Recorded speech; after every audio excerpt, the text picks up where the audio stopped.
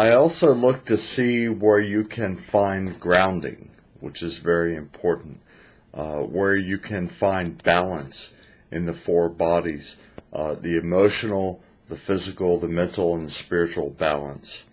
How can you find these things, and how can you lift the veil to see more clearly and achieve greater spiritual acuity? How can you positively activate the more difficult aspects of your chart rather than continue to allow them to negatively impact your life? Because more than likely, you already know those basic things about yourself. You know your personality, you know your likes and your dislikes, how the world perceives you, how you perceive the world, all of those basic things, what kind of career field you should be in, right? These are the basic things that typically you already know. The mundane things repeated to you by a software program are interesting and can certainly be useful for many purposes, but I have a tendency to approach a personal reading from the perspective of how you can move forward to merge with the higher self and achieve higher awareness and cosmic consciousness. For me, that's what astrology is all about now. Here in the New Age, as we move forward into an understanding of the fifth dimension.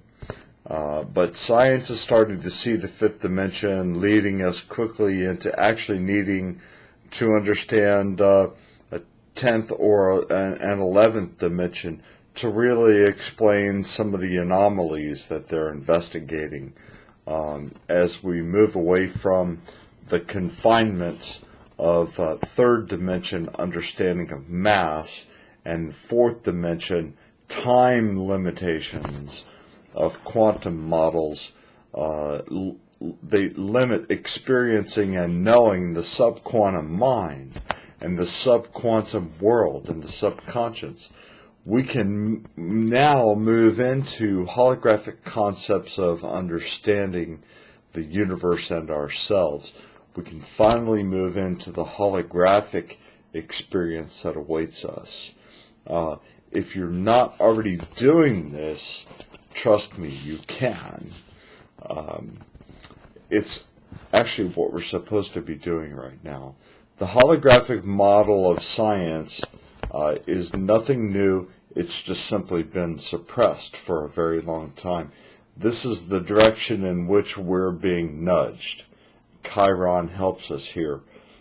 Uranus is this new energy. It's the genius energies. It's the extraordinary. It's innovation, brilliance, epiphany, revelation, the universal mind, the advanced mind, the new age. And how can we ever understand our place in the universe if we don't understand the universe itself? How can we ever understand the universe until we connect with our higher self through Gaia consciousness by grounding ourselves with consciousness of the world that we live in, the living, breathing, pulsating, evolving consciousness of the earth itself?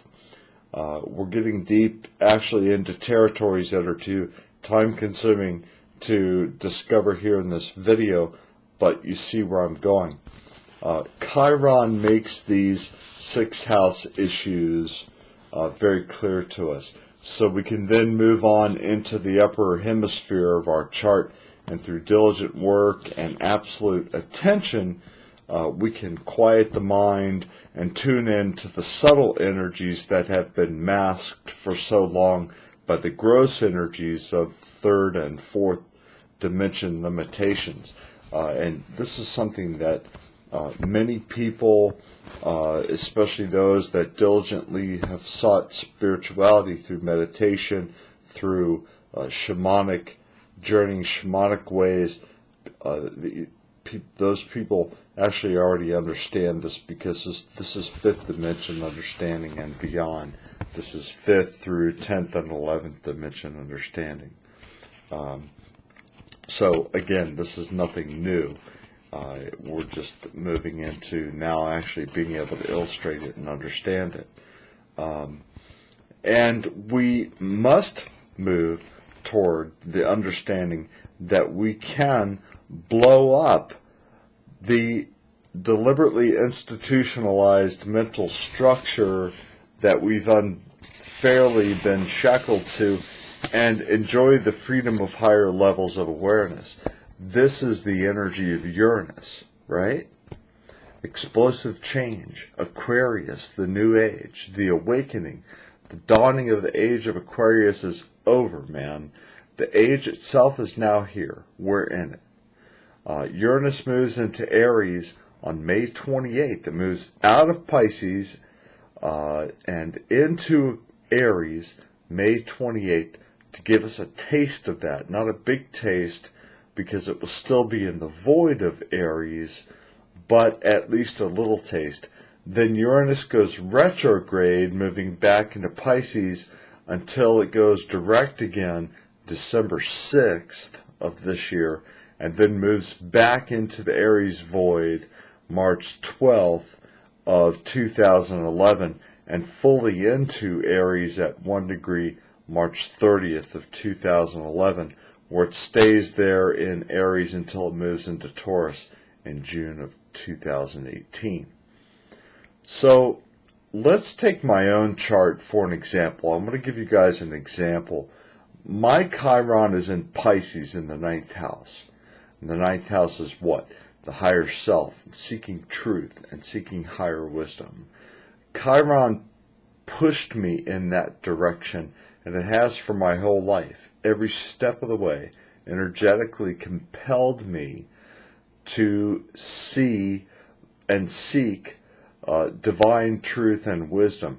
Even as a child, spending hours and days and years in the forests of rural northwestern Maryland, experiencing nature's incredible energies that were there, even communing with the ancient residual energies of the native ones that live there, the Mattaponi tribe and their neighbors, the Turtle people, the Potomac Indians and their Delaware brothers, also the natives of the Virginia territories, the birds, the turtles, the waters, the trees, the frogs, the raccoons, snakes, honeysuckle, flower, tobacco, the soil, the earth, Gaia, right?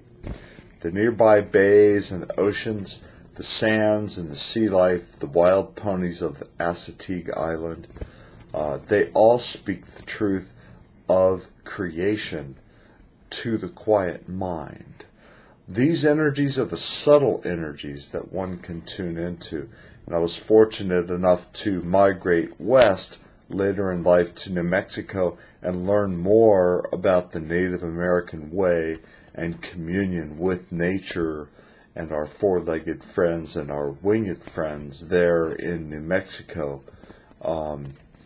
And the spirit world and the resonant energies of our ancient mothers and fathers. Those are things that were taught to me, that were initiated to me by a woman there called Chiron Palma. The Native Americans there in the Jemez Pueblo call her the White Buffalo Woman. She is amazing. She's a very amazing human guide.